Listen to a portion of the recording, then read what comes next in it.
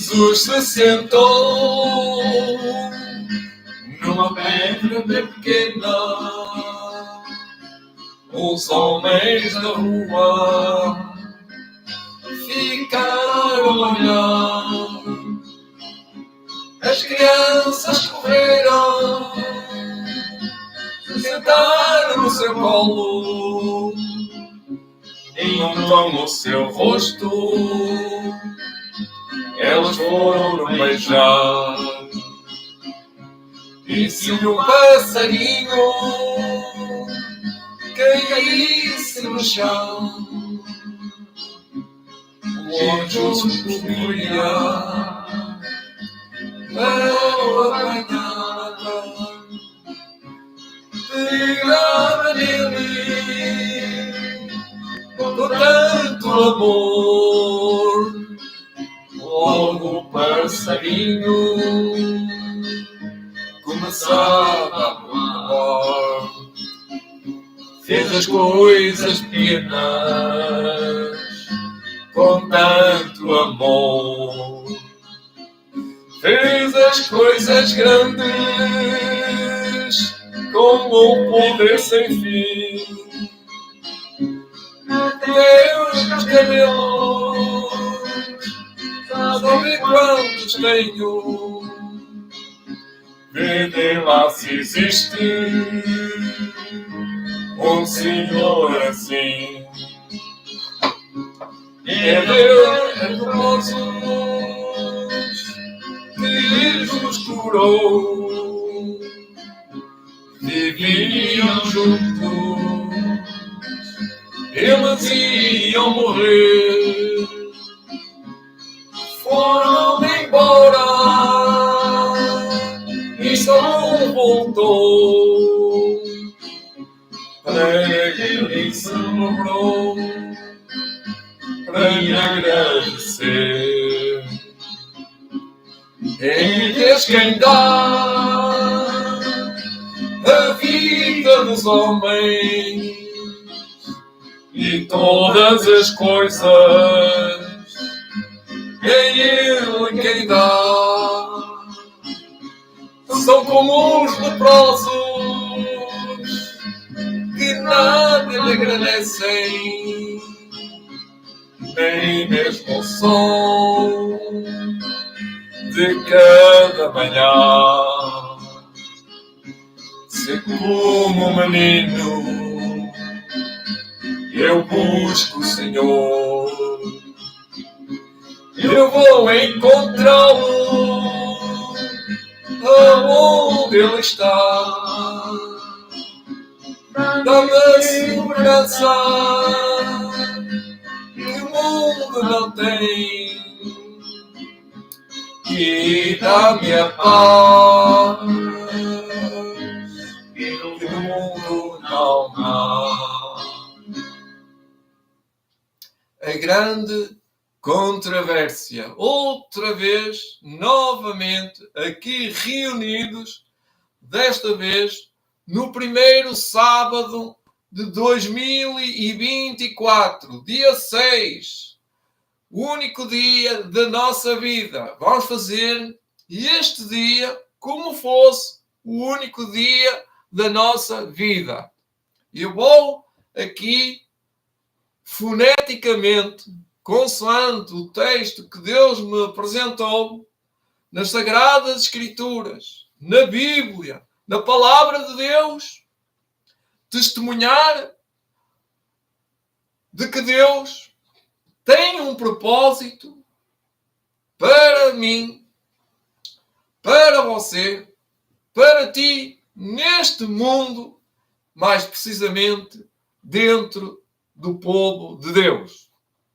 A pergunta que eu faço, que farei sempre, é sobre Israel.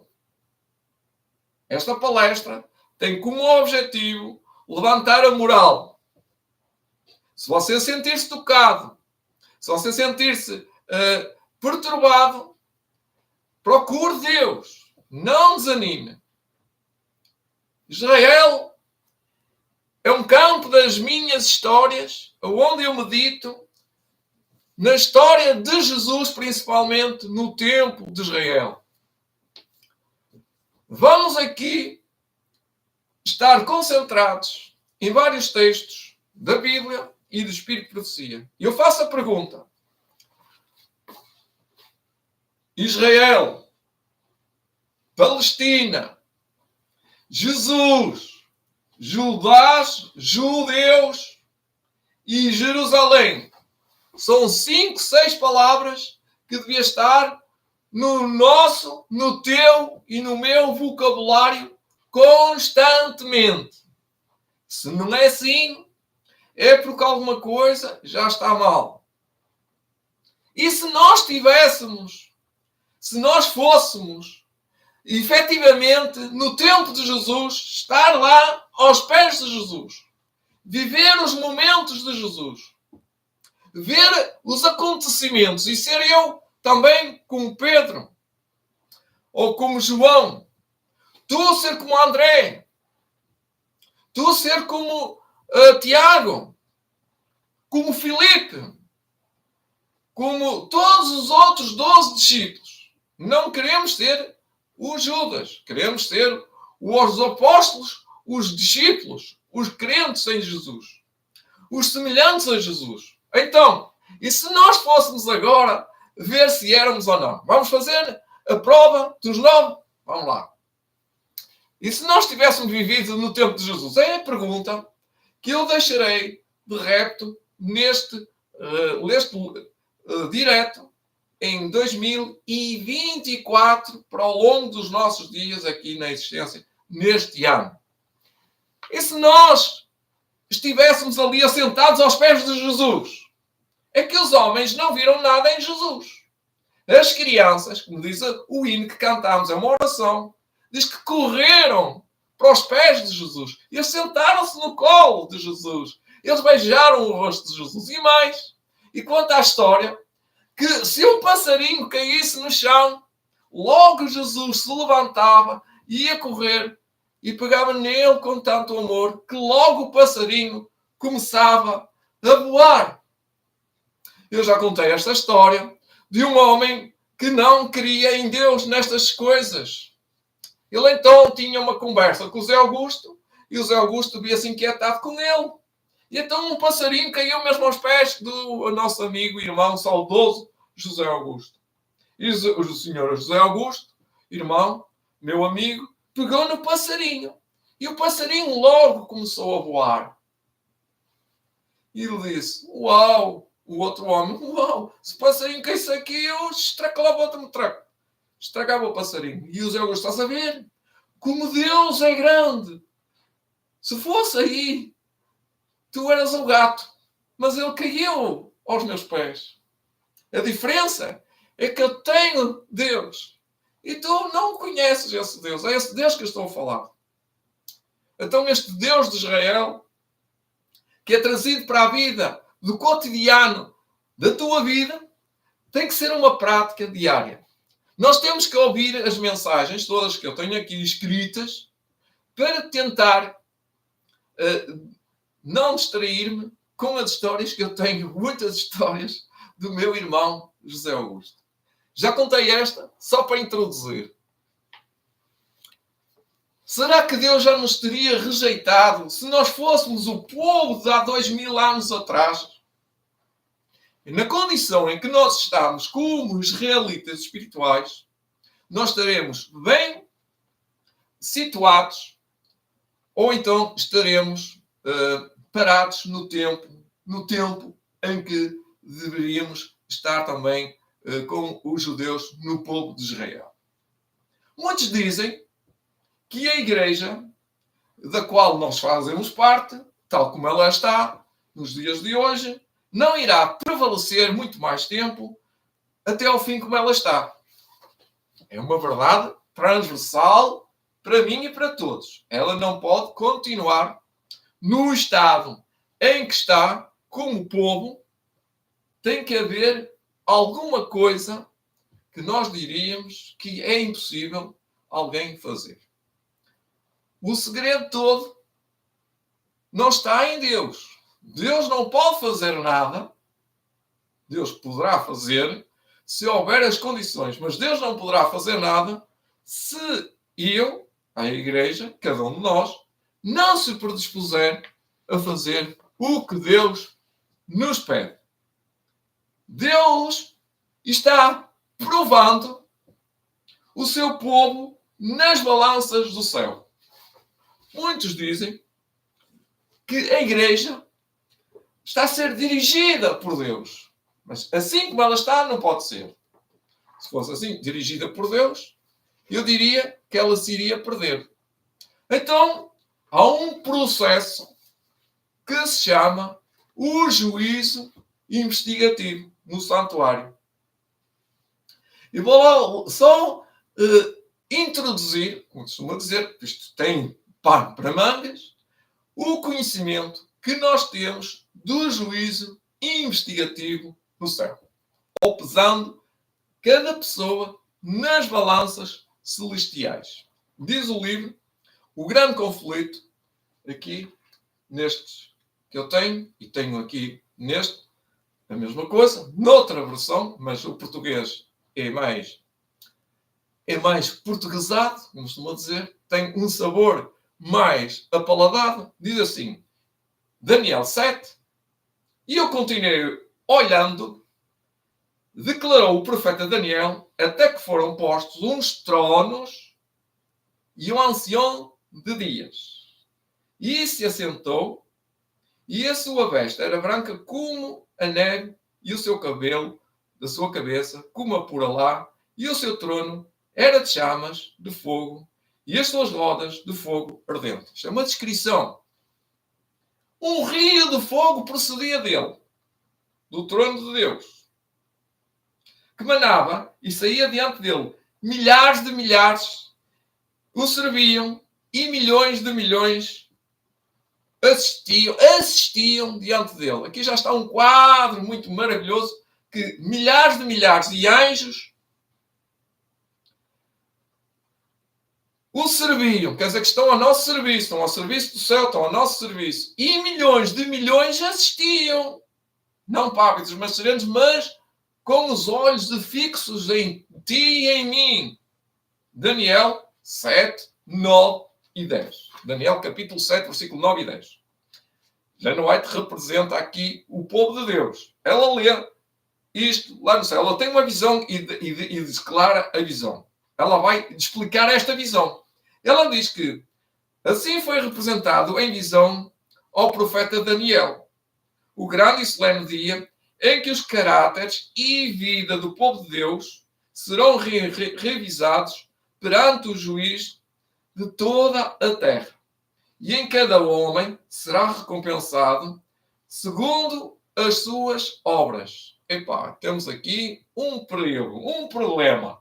Então diz que o ancião de dias, que é Deus o Pai, diz o salmista, antes que os montes nascessem, ou tu formasses a terra e o mundo, mesmo da eternidade a eternidade, tu és Deus. Salmo 90, versículo 2. Ele é o autor de toda a regra, de toda a lei, de todo o ser, de tudo. De tudo. Deus é o autor de todo o ser e de toda a lei que deve ser presidido em juízo. Portanto, ele é que consegue avaliar, não é? Quer dizer isto? E diz que milhares de milhares são os anjos, e milhões de seres viventes de outros planetas, de santos anjos, com ministros e testemunhas, diz ele, não há até milhares e milhares de anjos, e milhões de ministros e testemunhas, também mete muitas coisas, muitas pessoas, muitos anjos e muitas pessoas, muitos seres criados de outros planetas, estão presentes neste grande tribunal. É um tribunal global, a nível universal, que está lá o representante de Jesus Cristo, o nosso representante. Portanto, nós estamos perante uma assembleia, a maior assembleia de que existe no universo. Não estamos na Assembleia da República. Não estamos na Assembleia das Nações Unidas. Nós estamos na maior das maiores, na maior da maior Assembleia que existe no universo. E eu estava olhando nas minhas visões de noite E eis que vinha nas nuvens do céu um como o Filho do Homem, e dirigiu-se ao ancião de dias e o fizeram chegar até ele. Ellen White disse que foi-lhe dado domínio e a honra e o reino para todos os povos. É Daniel 7,13. Digo. Para que todos os povos e línguas o serviçam. E o seu domínio é um domínio eterno que não passará, e o seu reino é um reino eterno que não passará, que não será também destruído. Daniel 7, 13 e 14. A vinda de Cristo, descrita aqui, não é a segunda vinda à Terra. E ele vem ao ancião de dias no céu para receber o domínio, a glória e reino, para que lhe serão dadas na conclusão da sua obra de mediador, de intercessor. É assim, esta vinda, não o seu grande advento, o segundo advento à Terra, que está predito na profecia como o evento final, que ocorrerá no final das 2.300 tardes e manhãs, sendo que começou o juízo investigativo ali. Acompanhado por anjos celestiais, o nosso grande sumo sacerdote entra no lugar santíssimo, diz Ellen White, e ali os pecadores, começa ali o julgamento.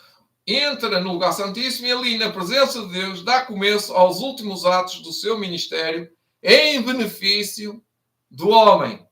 A saber, cumprir a obra do juízo, de investigação e fazer expiação por todos os que a ela tenham direito. A palavra direito parece que alguns não têm. Aqui depois explica a seguir. Aqui diz que no ritual típico de Jerusalém, de Israel, apenas os que se podiam apresentar diante de Deus, arrependidos, confessando os seus pecados e cujas iniquidades foram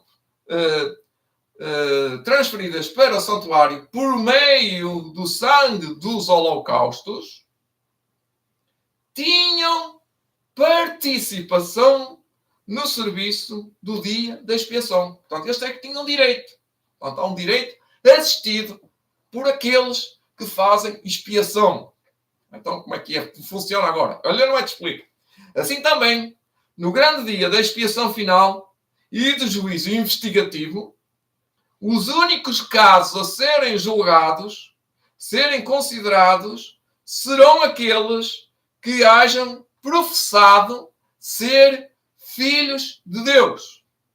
Então, também também és. O julgamento dos ímpios é obra para mais tarde, distinta e separada, e terá lugar em época posterior, futura até, é no milénio. Pronto, aqui não diz isso, mas eu aqui, estudando lá à frente é isso. O texto de 1 de Pedro, o 4,17, diz: porque já é o tempo que começa o julgamento pela casa de Deus. Isso primeiro começa por nós, os judeus, está a falar dos judeus. Pedro era judeu. Começou por nós, mas foi por ele, por Pedro. Qual será o fim? Qual será o fim? É um fim diferente, não é? Daqueles que são desobedientes agora ao Evangelho. O Evangelho de Jesus Cristo, o Evangelho de Deus. Hoje começa uma nova etapa para a nossa Igreja Adventista a nível mundial. Deus está provando o seu povo, descortinando tudo o que está por resolver. Não importa se és pastor, se és membro há um ano, se és membro há 70 anos. Não importa se és um membro ou se és um pastor ou se és um presidente da Conferência Geral da Associação ou da União ou de globalmente, como se diz, Conferência Geral dos Adventistas do Sétimo Dia. Todos serão descortinados. Nós não somos presidentes. Nós não somos pastores. Nós não somos diretores de igreja. Nós não pertencemos à direção da igreja, mas somos membros. Este ano, ou melhor, este ano já começou. Há coisas que se tem que ter atenção, o que está acontecendo.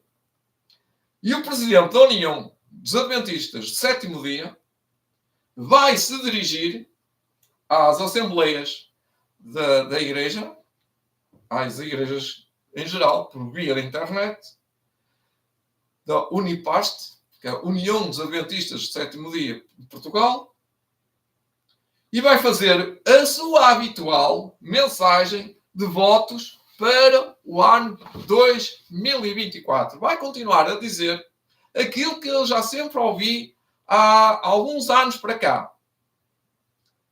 Não sei muito bem o que ele vai dizer hoje, mas mais ou menos, basicamente, vai nortear para o futuro que Deus está no comando da igreja. Muito bem. Eu diria que isso é uma coisa que nós já sabíamos.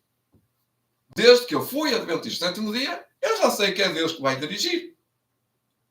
Mas como é que Deus vai dirigir durante já, por exemplo, 70 anos, dizendo a mesma coisa, que Deus vai dirigir? Quando nós não vemos nada, a não ser homens somente a dirigir. Não podemos dizer Deus não falha. Deus não vai falhar. Quem vai falhar podemos ser nós. Por isso eu fiz a pergunta. Israel, Palestina, judeus falharam. Jerusalém falhou. Eu não sei o que ele vai dizer, mas uma coisa eu sei, que Deus tem que fazer alguma coisa em mim. Eu gostaria de começar a ler um texto que se encontra em Salmos 35, 23. Para nós, o salmista ainda é considerado uma fonte segura de verdade. Não é verdade? Mas estou a dizer uma coisa que devia dizer. A verdade está aqui. E diz aqui, no Salmo 35, versículo 23, diz assim: desperta e acorda. Desperta e acorda para o meu julgamento. Deus está a dormir. Deus está a dormir e Deus tem que despertar e acordar. Olha o que o salmista está aqui a dizer. Desperta e acorda para o meu julgamento. Para a minha causa. Que eu estou a ser mal interpretado, é o que isto quer dizer. Diz o salmista: Deus meu e meu Senhor. E diz no versículo 24, para acrescentar, diz ele: julga-me segundo a tua justiça, por favor. Senhor meu Deus, e não me deixes que se alegrem de mim. Não deixes ninguém se rir de mim, é o que ele está a dizer. Julga-me e refaz a minha vida. Ora, Deus tem que fazer uma coisa em mim, que é julgar-me. Pode passar por uma peneiração. Pode passar por uma subliminação do caráter. Refinar o caráter.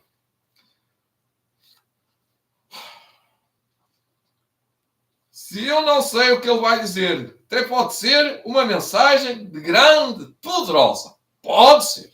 Acredito que seja. Acredito que o pastor da nossa igreja, que está em frente aos presidente, ou aquele presidente da Assembleia da União dos Adventistas do Sétimo Dia, vai dizer uma poderosa mensagem. Com certeza. Mas não vai mudar nada se nós não, como povo, não mudarmos, não fizermos nada como filhos e filhas de Deus. Deus não vai mudar também. Deus não está de acordo com a nossa posição de coordenação. E por isso que Deus está como a dormir. Diz, salmista, acorda, pá. acorda, Deus, estás-me a deixar mal. Eu estou a ficar sem condições de sobrevivência. Já disse que o salmista, ele se interrogou também com esta questão. Deus só vai fazer o que promete se ele vir em nós algumas coisas. Ele não vai fazer aquilo que nós queremos, em primeiro lugar. Nunca faz, nunca fez. O nosso estimado Presidente da República, na sua mensagem, na sua curta mensagem, foi de 5 minutos, teve uma coisa que eu gostei. Teve bem na fotografia. Ele disse: novas são cada manhã, mais ou menos, vai ser um novo ano, com muitas peripécias, com muitas votações, eleições, mas o mais importante que me chamou a atenção foi o que ele disse na sua singela mensagem de votos para este ano. Diz assim, ele, que o povo é quem mais ordena. Ou seja, o povo é quem vai mandar. Palavras dele, palavras do povo que eu já conhecia. O povo é quem mais ordena. E agora palavras dele, que é uma frase que eu conhecia, do 25 de Abril há 50 anos. O povo é quem mais ordena. E agora ele disse, o povo é que vai mandar. Ele dirá à boca das urnas. E eu diria, neste caso, aplicando para a nossa profissão de fé, nós é que vamos mandar vir o Espírito Santo. Nós é que vamos mandar vir a nossa mudança. Nós é que vamos criar as condições. Nós é que vamos fazer com que aconteça, se nós quisermos. Nós é que vamos mandar. Nós, se quisermos, nós fazemos estremecer o mundo. É o que quer dizer o texto. Ele não disse isto, não é de boca cheia, mas quer dizer que nós podemos ser bons em tudo daquilo que queremos fazer. Em Portugal, nós temos bons construtores, metalúrgica, siderurgia, metalomecânica, eletricistas, picheleiros, todas as áreas técnicas. Nós somos os melhores construtores a nível mundial, quase. Nós vamos para as universidades e saem de lá professores catedráticos de construção. Mas nós temos cá fora pessoas sem ser catedráticas, que sem essa formação. Nós vamos mandar, nós já mandamos, para a Inglaterra, para a Alemanha, para a França, para a América, para todos os países, pessoas com uma capacidade de construção que a gente fica... É estranho, não é? Portugal de ser tão pequenino e ter tanta capacidade mental, não é tanto física, mas mental, de construção para fazer grandes coisas. Como é que nós não temos capacidade, passando isto para o nosso campo espiritual, como é que nós não temos capacidade para fazer com que o mundo veja que o povo de Deus é um povo poderoso em boas obras? Um líder da Igreja Católica, esta semana, da Igreja Católica, fez-me lembrar, ele falou e depois ele à noite escreveu, tinha escrito já, e fez-me lembrar depois aquilo que ele disse. É tão verdade, que eu fiquei a dizer assim, olha, se Deus pode falar com este homem que não conhece tanto como eu, o que é que nós estamos aqui a fazer, meus amores? Olha o que ele disse. Olha, eu escrevi aquilo que eu estava a pensar dele. Era um programa do 70 vezes 7. Ele dá todos os dias. Eu só vi uma vez na semana. E não foi por acaso. Deus, olha, vai ver no canal 2. E ele, um líder, um equiparado a um líder, eu não sei se era pastor, se era membro, se era episcopado, se bispo não era. Pronto. Mas podia ser até ser um bispo que ele estava a civil. Da Diocese da Guarda, ou seja, da cidade da Guarda. Aqui é uma fronteira que nós temos com a Guarda, quase, ainda são quase 100 km para aí. Mas pronto, é aqui perto, 100 km para nós aqui ainda é longe, mas para alguns 100 km não é nada. Pronto. Ele disse, a determinada altura, a sua mensagem era enfática e só dizia isto. Bom ano novo, sim, mas o povo português, dizia ele, o povo português é um povo desconfiado. Perdeu a confiança em instituições. Ele não dizia quais. Ele estava-se a referir às instituições, aos hospitais, e podemos continuar às universidades, enfim, às instituições. Às instituições. A igreja também é uma instituição. E ele dizia, o povo português é um povo desconfiado por alguma coisa inerente da sua genes, não está no DNA. Também ouvi um programa na rádio, sou muito ouvinte também. Ouvi um programa que o povo português é um povo um bocado, assim, bruto, assim, um bocado azedo, e tem ansiedade, tem perturbações mentais, tem umas doenças mentais. Isto não é do DNA. Tem a ver com as condições físicas. Ele não sabe muito bem dizer, mas em Portugal, ou aqui na Europa, somos um povo que não é alegre, que não está bem disposto, não está satisfeito. Mas isso não é uma questão de ser português ou não ser. Ele dizia que é uma questão social que se criou, cultura, não nos explicou muito bem, das suas condições físico-mentais, derivado às escolas, aos hospitais, derivado às instituições, lá está outra vez, às igrejas, ao credo, à religião. Ele não disse isso, mas eu entendi. Portanto, o povo de Deus é desconfiado, não, o povo português é desconfiado e não vive satisfeito com tudo. Não vive satisfeito com este país. Fechando parênteses, continuando, o que esse prelado disse que o povo português perdeu a confiança nas instituições, nas igrejas, nos partidos, queria ele disse, e em si mesmo, e também em si mesmo. Isto alertou-me, como é que eu não posso confiar em mim mesmo, pá? Nem confiar em mim mesmo posso, é o que ele queria dizer. Não há possibilidade de se confiar em ninguém, é o que ele quer dizer. Não há possibilidade de se confiar nem na igreja, nem nos credos, nem nas religiões, nem no pastor, nem nas instituições. Não foi eu que disse. Foi um prelado da Igreja Católica. Uau, eu fiquei para lá e para cá. Não sei o que é que eu devia dizer mais. Eu vou ali gravar mais uma coisa. Já parou?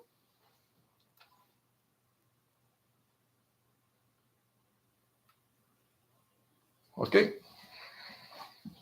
É que ao fim de 30 minutos há ali uma câmara que tem que reativar. A memória. Grava a memória de 30 minutos. Então, será que nós devemos confiar nas instituições, nas igrejas, no pastor, na nação, no presidente, nas instituições, no hospital, nas universidades, em mim e eu em si? Como é que nós vamos resolver isto? Isto é um problema muito bom, muito bom. É um problema muito bom que eu tenho que resolver. E isto me faz lembrar o ministério de Jesus. Sim, Jesus teve este problema institucional da confiança do povo nele, na liderança, nele, na igreja, nele e na nação em Jesus. Desconfiaram.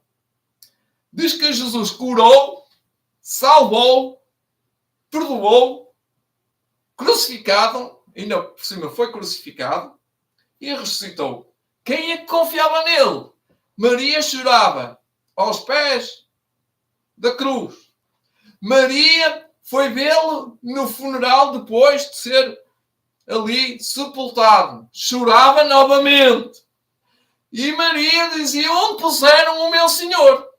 Ora, estamos a ver que ela estava super desconfiada dela mesma, de Jesus e de todo o ministério de Jesus. Digam para cá, será que eu também sou como Maria, desconfiada? Que não acredito no meu Jesus que ressuscitou, no meu Jesus que subiu ao céu, no meu Jesus que intercede por mim ao Pai. Desperta, tu que dormes entre os mortos. É o meu desassossego, é o meu ardiume do meu coração saber que eu não posso fazer nada, que não posso me salvar. Não posso. Olha, eu já cheguei a essa conclusão. mas não chega. Eu preciso fazer mais alguma coisa. Nós precisamos dar outro passo. Já reconhecemos que somos pecadores. Já reconhecemos que somos falhos. Já reconhecemos que não confiamos em Jesus. Já não reconhecemos que confiamos em mais nada. Já não reconhecemos isso. Já é bom. Mas não chega. Então, despertar dos erros. Nós temos agora que despertar qual é o problema aqui. Isto é uma mecânica. Quem fala em mecânica não está a falar em máquinas. Isto é uma sequência. Então vamos ver a máquina toda. Eu, para acreditar, tenho que deixar de acreditar nos erros. Percebem? Há uma mudança de paradigma, de pensamento. Há um novo nascimento. Uma nova vida. Mas agora, vamos acuçar o que está mal, o problema. Ora, eu, como igreja, né, nós temos que pôr-nos sempre no mesmo lugar. A igreja somos nós. E eu vou falar para mim mesmo, vocês têm que se reportar para vós. Não é? Eu não posso dizer, vocês são o que eu sou. Ou melhor, eu sou o que vocês são. Então, vamos lá pôr. São 5 palavras em vermelho. É avareza. Avareza. Avarentos. Presunção. Vão adicionar, tem que andar à procura de todas as palavras que eu não vou explicá-las. Cobiça, toda a gente já sabe o que é. E desprezo pelos irmãos. Isso não sabem o que é, pai, não, mas é que eu me sinto desprezado pelos irmãos. Eu não vou contar nada, porque eu também desprezo muitos irmãos. Está mal. Não há desprezo pelos irmãos. Há muito. E, por fim, a última palavra em vermelho é o apetite. O apetite desordenado. Condescendência com o pecado. O apetite. Apetece-me comer um chocolate deste tamanho. Ou todos os dias um chocolate deste tamanho. É um apetite. Mas isso não há problema. Nós temos um caráter para ser transformado por Jesus. Uma vez, a mensagem da saúde está aqui a entrar, não é? Um bocadinho. O Zé Augusto, um dos nossos amigos que eu falo muito, com boas recordações, que era um bom orador, um bom músico, um bom guitarrista, estava a falar com uma pessoa que queria ser religioso. Ele, se calhar, até devia ser para adventista. Diz os meus irmãos portugueses. Tu vais para adventista? Vou para adventista. Epá, vais para adventista. Então, e o Zé Augusto, vais para adventista? Agora tenho que pôr o português nestas palavras. E ele diz, eu quero ir para a igreja adventista. E vai Zé Augusto, mas a igreja adventista sétimo dia é diferente. Não é nada como a gente. Está a tentar mexer no terreno dele. Ele diz, tu tens que mudar. É o que ele queria dizer. Tu tens que ser diferente. Ele diz, deixa os cigarros. O teu problema é os cigarros. A religião começa nos cigarros. A religião começa nos cigarros. Outra já fora o cigarro. Era assim que o meu irmão, José Augusto, não se atrapalhava nada com os pecados. Ele declarava um bocadinho. Era levantar o véu. Depois ele começava por ali fora. E ia e ficava adventista sétimo dia. Um certo drogado agora. Vejam só, um certo drogado, todo drogado, foi à frente do Zé Augusto, falar com o Zé Augusto. O Zé Augusto falava com eles. Falava com todas as categorias de pessoas. E então o Zé Augusto falou com uma pessoa assim, drogada. Então uma pessoa drogada assim, toda torcida, não é? E ele foi-se embora, não é? Foi-se embora, passou uns dias e veio ter a presença do amigo José Augusto. E o José Augusto assim, mas quem é? Eu não sei quem é, estava a falar com ele. E o drogado assim, você não me conhece? E o José Augusto, não te conheço, quem és? Sou aquele a quem o José Augusto falou um dia e eu fui para casa e dormi. E naquela noite, não sei como acordei, acordou, e nunca mais tive vontade de drogar-me. Milagre. Foi santo. Deus mudou-me. A poderosa palavra de Deus as poderosas palavras de um homem. Ele estava cheio do Espírito Santo. Ai, que ardor no meu coração de amor. Mas, ao mesmo tempo, este entusiasmo leva-me a pensar assim, mas como é que este homem consegue mudar um drogado? Era a palavra de Deus nele, era a vida. Ele não levava as escrituras. Depois, para falar com um drogado, não se pode mostrar a Bíblia. Não se pode pôr as coisas escritas na mão para ler. Não foi nada disso. Foi apenas pela palavra oral. Queridos filhos de Deus, acordai, acredite, Deus poderá fazer o mesmo contigo. Deus faz isso comigo, querido amigo. Ninguém pode mudar ninguém. A vida é assim mesmo. E nunca ninguém fez um milagre a si mesmo. Isso é impossível. Só eu não consigo. Se compenetre da divindade de Cristo. Se compenetre da divindade de Cristo. A grande controvérsia, na página 288, li algo sobre a nossa posição em relação a isso. No parágrafo 2 e 3, 288, versículo, parágrafo 2 e 3, diz assim: assim são manifestadas as alturas e a perfeição que podemos alcançar pela fé nas promessas do nosso Pai Celestial, quando cumprimos o que Ele requer de nós. Explica mais, Helena White. Quando cumprimos pelos méritos de Cristo, temos acesso ao trono do poder infinito. Aquele que nem mesmo a seu próprio filho poupou, antes o entregou por todos nós, como nos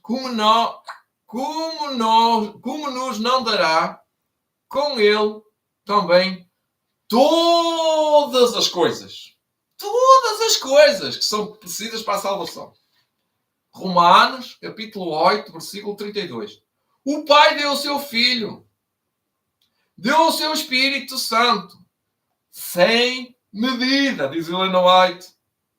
E nós também podemos participar da sua plenitude.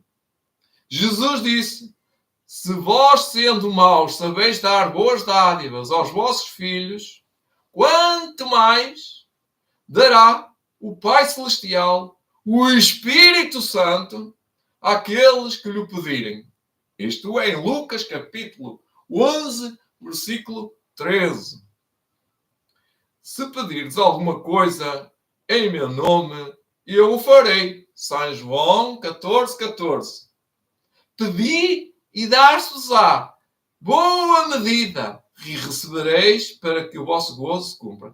E eu não vou ler mais versículos que tenho aqui, se bem que está aqui a dizer, se bem que a vida do cristão deve ser caracterizada pela humildade, não deve destacar-se pela tristeza, a desconfiança, não, um bocado falámos da alegria, nós não temos, e menosprezo de si mesmo. Confiar em si mesmo, dar alento. E continua, tendes o privilégio de viver de maneira que Deus os aprove e abençoe. Não é desejo do Pai Celestial, do nosso Pai Celestial, que se estejamos sempre sob condenação e trevas. Ignorância já chega, como costumam dizer. Nós já não estamos em trevas. Andar cabisbaixo. E o coração cheio de preocupações. Não é sinal nenhum de verdadeira humildade. Podemos recorrer a Jesus, ser purificados e permanecer diante da lei sem culpa e remorsos. Portanto, nenhuma condenação há para aqueles que estão em Cristo Jesus, que não ando segundo a carne, mas segundo o Espírito. Romanos 8:1. Está aqui no último capítulo 27. Porque aqui lá começa o 28. É no último capítulo 27 que estão estas palavras do grande conflito, irmãos. Vocês recordem-se que eu vos disse isto. Esta manhã tenho ainda muita coisa para vos dizer. No tempo de que Israel era filhinho, menino, andou sempre a peregrinar no deserto. Era quando ele era menino. E agora Jesus vai testá-lo. Jesus é o Senhor dos exércitos. 40 anos eles fizeram o que lhe apeteceram. Foi ou não foi? Não foi a vontade deles, foi não. Não, senhora. Não, queridos amigos. Os israelitas só faziam a vontade deles. Eles se colheram o maná, era da vontade deles. É, não é? E eles quiseram ir colher maná no dia de sábado. Foi a vontade deles. O que é que lhes saiu? Furado. Pneu arrebentado. Não acharam maná no dia de sábado. Passaram fome. Mas, em Romanos 13 e 11, Romanos 13 e 11, diz assim: de modo que haja em vós aquilo que houve no povo de Israel, que foi despertamento. De sorte que o cumprimento da lei é o amor. Isto é o despertamento. E isto digo já, que nós conhecemos o tempo que chegamos, o tempo que é hoje, já chegou a hora, chegou o fim, chegou o tempo do fim. Romanos capítulo 13, versículo 11. De despertarmos do sono. Estão a dormirem. Sabe porquê que estão a dormir? Estão continuando na mesma reforma. Eu vou dizer-vos como é que é continuar na reforma. A gente recebe agora 750 euros ao fim do mês.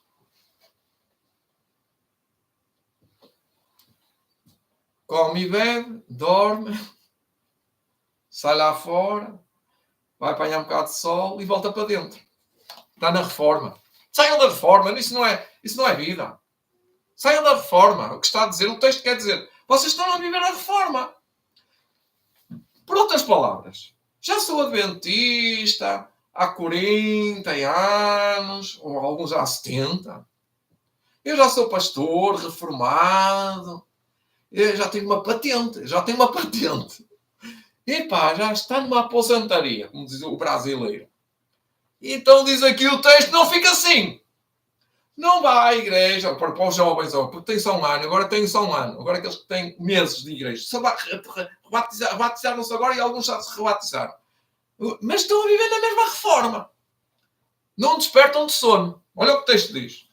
E isto digo, conhecendo o tempo, que já é hora de despertarmos do sono, porque a nossa salvação está perto. Está agora mais perto de nós do que quando aceitámos a fé. Foi ontem, podia ter sido ontem. Vão à igreja, leem a escola sabatina. Oh, irmão, tem a escola sabatina em PDF. Eu nem sei o que é o PDF. Eu sei, por acaso, tenho que saber, não é? É um ficheiro, texto, pequeno, comprimido. PDF. Nem lá saber o que é o PDF. Eles nem sabem. É um texto comprimido. E, oh, irmão, vamos à reunião. Então vão todas as reuniões. Oh, irmão, amanhã é ensaio. Vamos lá para o ensaio. Tá bom, tá. Estamos a cantar bem.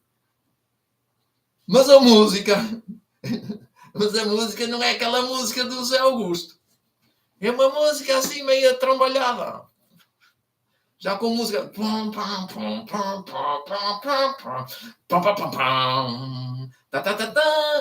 Bom, é a música da mocidade. Depois tem as outras coisas. Não é? Diz que a noite já é passada. Isto já passou. Isto já devia ter passado. Eu já andei nisso. Olha, que eu não era adventista. Isso era quando eu não era adventista. Eu agora sou adventista. Sou azul, como dizia a minha mãe. Meu adventista. Era tudo de Porto. A noite é passada. O dia já é chegado. Rejeitemos, pois, as obras das trevas e vistamo-nos com a indumentária de um cristão. Diz aqui da armadura da luz. A indumentária da luz. Que é a luz? Que é isto? Revistamos. Eu preciso fazer algum trabalho para a igreja, ou para mim, ou para o meu grupo, ou pessoalmente. Tenho que consultar. Eu tenho que pesquisar. Eu tenho que estudar. Praticar. Depois diz assim, no versículo 14, no versículo 13, andemos honestamente. A palavra honestamente. Bom, compreendo. Como de dia. Os ladrões não andam de dia, andam de noite. Então não andam na honestidade, andam sempre a roubar de noite. É o que quero dizer. Andemos honestamente como de dia. Porque andamos na noite. É o que quero dizer. Se nós andamos na noite, tem que andar de dia.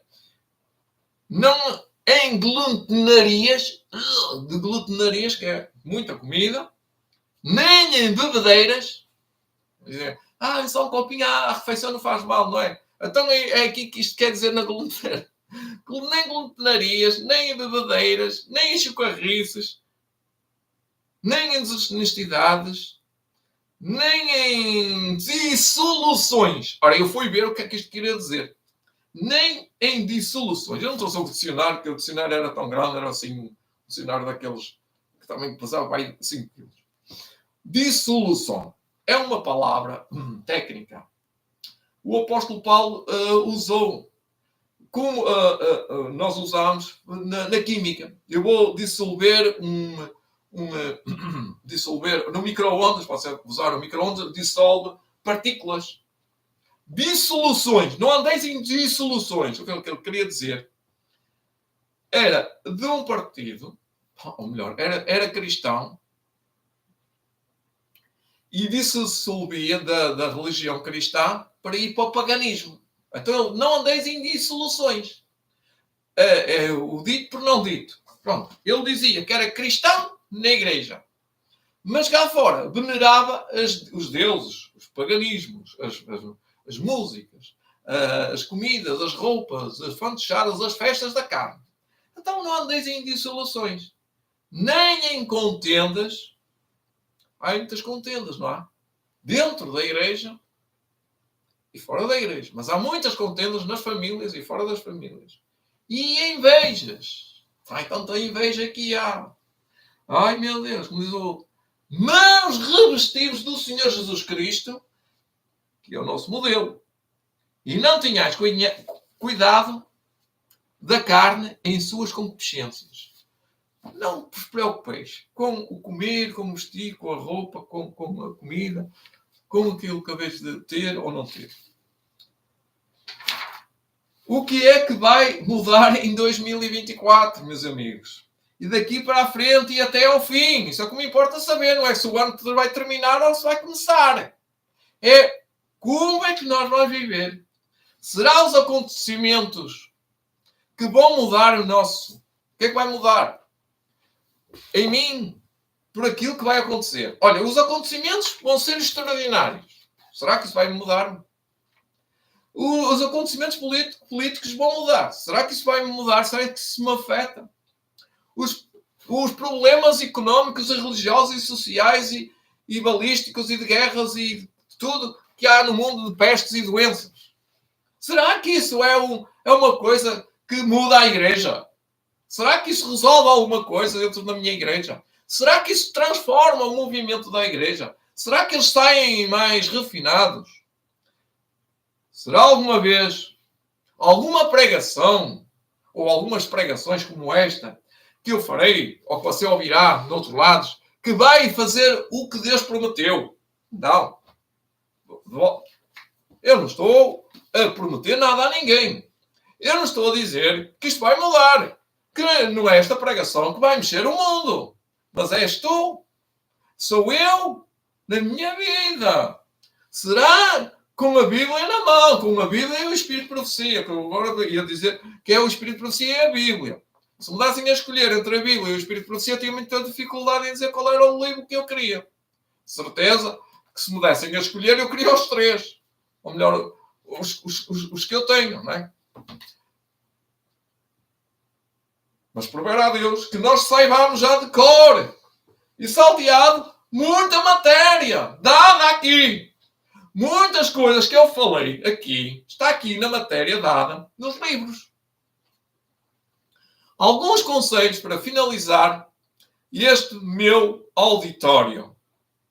Neste dia, algumas pessoas vão tomar isto mal e outras vão dizer, valeu a pena, gostei, foi no Instagram, vai para o Facebook, vai para o YouTube e vão gostar.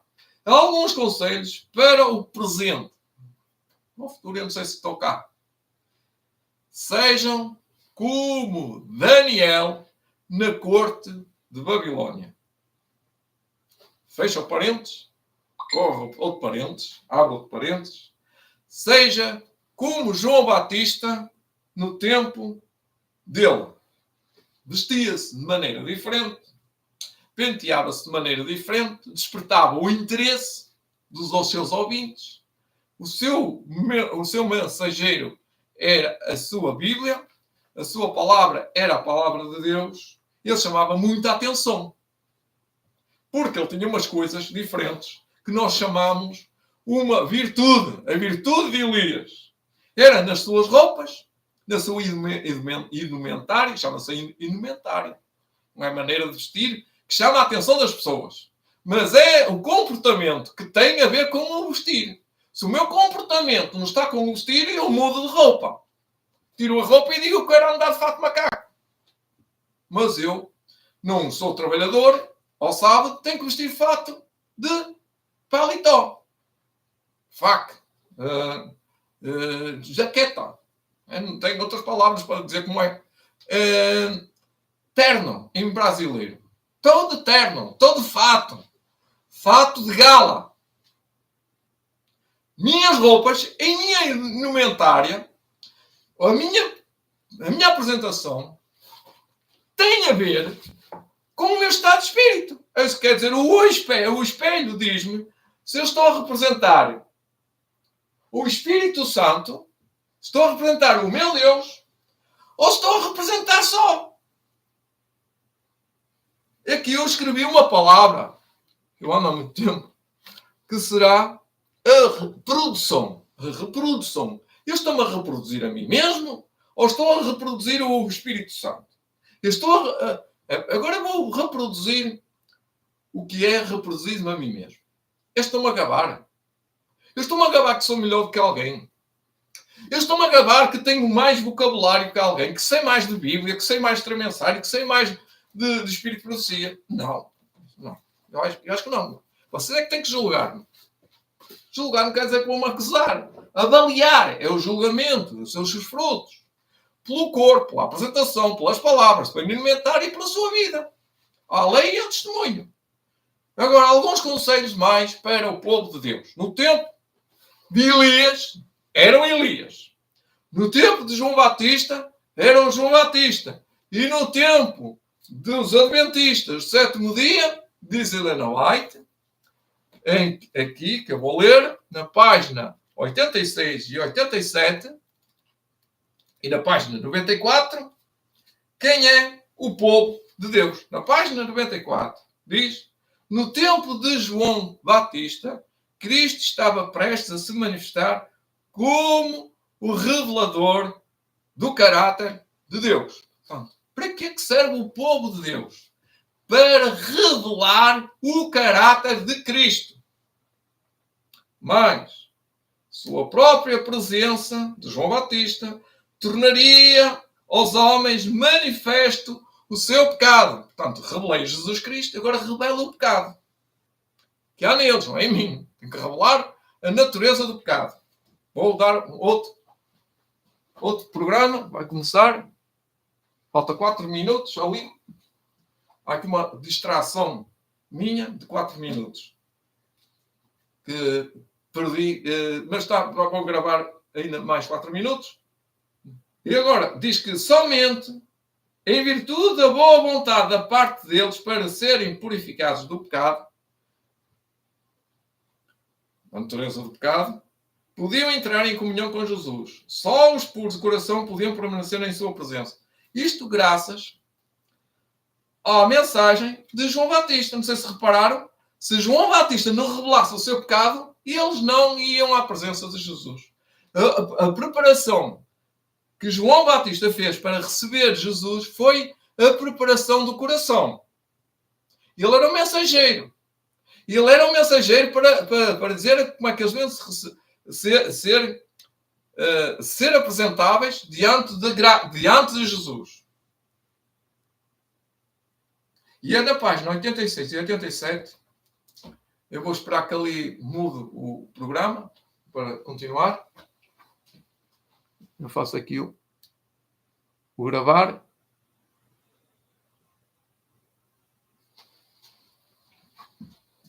Esta parte é a mais importante. É a celere do último capítulo deste direto. Diz: ao tempo de João Batista, a cobiça das riquezas e o amor do luxo e da ostentação se haviam alastrado. Os prazeres sensuais, banquetes e bebidas estavam causando moléstias e degeneração física, amortecendo as perturbações espirituais. Não é verdade isto? Só se não estiveram lá. Mas é agora que está a dizer a mesma coisa. É agora que está igual. Eu quero dizer, para mim. João Batista devia assumir a posição de reformador. É que o povo de Deus deve ser adventista. Reformador. Por sua vida abstinente de tudo e simplicidade de vestuário, cá está, em indumentária, que é o porte, devia construir uma representação e uma repreensão, aliás, uma repreensão para a sua época.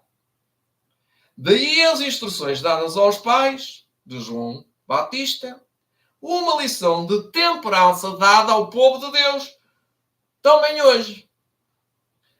João de Batista devia ser um mensageiro de Jeová. E aqui, pastor de Jeová, ficam logo arrebitadas. Esperem.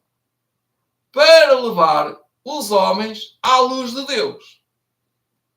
Deviam imprimir-lhes nova direção aos pensamentos. Vejam só onde a gente está a levar as pessoas. Devia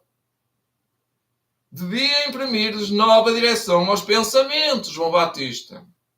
Devia impressioná-los com a santidade dos reclamos divinos. Não são só os 10 mandamentos. São muitos mandamentos. A questão, muitas questões, os lábios despintados, tudo isso é uma questão. João Batista não era pintado. João Batista não usava piercings. O João Batista não podia usar isso. João Batista é uma réplica, é uma representação, é uma espécie de uma luz para o resto. É um exemplo a seguir. Devia imprimir-lhes a santidade e precisa ser um templo para a presença do Espírito Santo. Um templo do Espírito Santo não se pinta, meus amigos. O templo do Espírito Santo, se é mulher, usa saias. Puxa a vida, como diz o brasileiro. Puxa a vida, mulher de calças na igreja. Isso não é o templo do Espírito Santo. E venha lá quem vier com as músicas que vier, com as danças que vier, com as palavras que vier. Não agrada a Deus, não agrada a Deus. Precisa ser um templo para a presença do Espírito Santo. A fim de cumprir sua missão, deve ter sã constituição física. Cuidado com aquilo que comemos. Cuidado com aquilo que fazemos. Cuidado com aquilo que ouvimos. A música. Bem como resistência mental e espiritual. Tem a ver com o corpo, com a mente, com aquilo que comemos, com aquilo que bebemos, com aquilo que fazemos. Porra, é preciso engolir camelos, porque as pessoas dizem que é Levítico 11. Então fiquem lá, não saiam de lá. Então não guardem o resto. Só ficam com Levítico 11. Os conselhos dados para o povo de Deus não é Levítico 11. conselhos de saúde para o povo de Deus estão no ministério profético. Custa a crer nisto. Não custa acreditar que há muitos que não acreditam. Não acreditam em nada. Não acreditam na Bíblia. Porque a Bíblia tem esse conhecimento. Sem eu ler o Espírito de Profecia, eu tenho esse conhecimento. Eu não vou explicar isso hoje. Atenção. Mas tenho. Se João Batista tinha, para aquele tempo, nós temos de ter para o nosso tempo. Deus não mudou nada. As pessoas é que mudaram tudo. Precisa ser um templo do Espírito Santo, a fim de cumprir sua missão. Deve ser sã constituição física o mais possível. Eu dizia mais possível porque eu também sou doente, não é? Todos nós podemos sofrer de alguma doença porque não temos a constituição física de João Batista. Mas dentro do possível, meus irmãos, por favor, não me digam que agora beber Coca-Cola faz bem à saúde.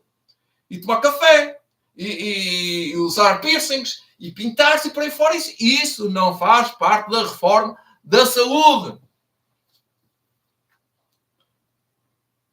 Paciência. Eu não posso ser tolerante comigo mesmo. Eu tenho que ser vigia de mim mesmo. E estou a avisar-vos. Continua mais, ainda diz, a fim de cumprir sua missão, deve ter-se a constituição física, bem como resistência física, mental e espiritual. Era, portanto, necessário que regesse aos apetites e paixões. Está a falar outra vez da saúde mental, física e espiritual. Principalmente da parte mental.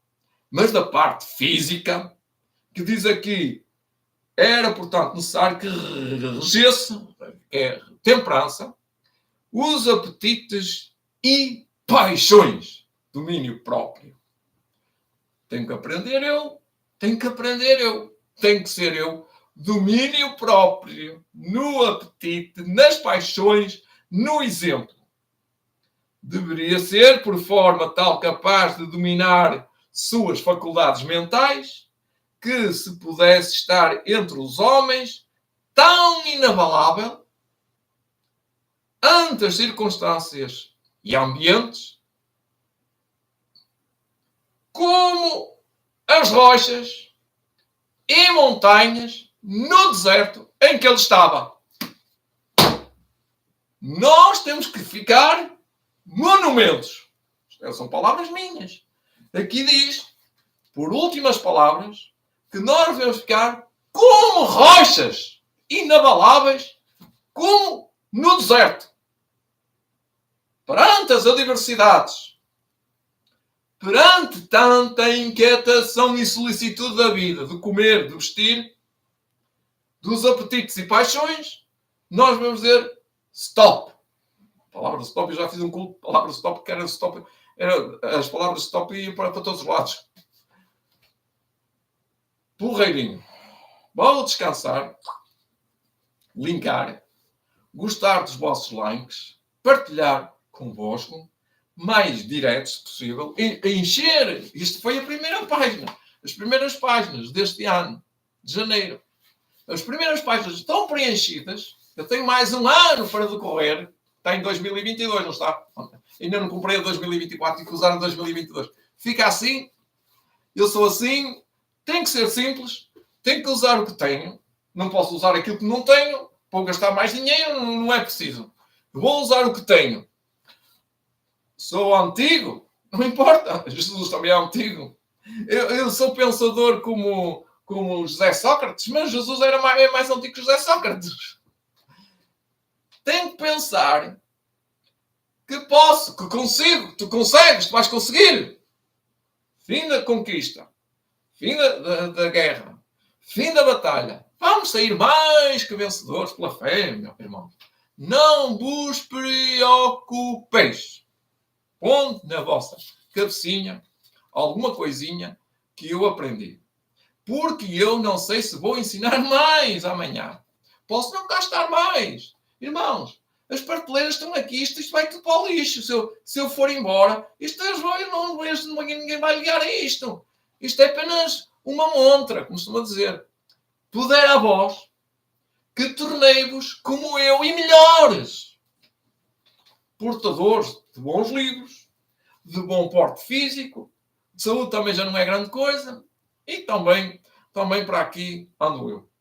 Então, o que é que eu vos desejo? Um feliz ano, já está a ser um feliz ano, eu acho que já isto é uma felicidade. Um feliz ano não é nada, nem mais, do que estar aqui, sentado, a olhar para vós e dizer assim, olha que bom, eles conseguiram ir para a frente mais do que eu. Isso é bom ano. Não é verdade? Então, vamos lá todos trabalhar para o mesmo.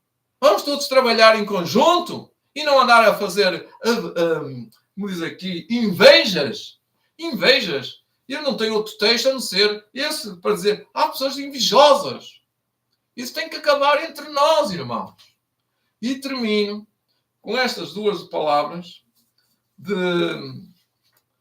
não de invejoso, mas de radiante, de alegria, porque estive contigo, com todos aqueles que estiveram a ouvir diante da Novo Tempo. Eu dizer, no Novo Tempo, não estou no Novo Tempo, estou na minha casa, no meu lar, na minha família. O que eu quero é que vocês voltem sempre à minha casa, ao meu lar, neste ambiente salutar, terminar este vídeo direto para todo o auditório do Facebook e do YouTube e quem estiver a partilhar depois para o Instagram, para o WhatsApp e para outras plataformas digitais. Desejo-vos a todos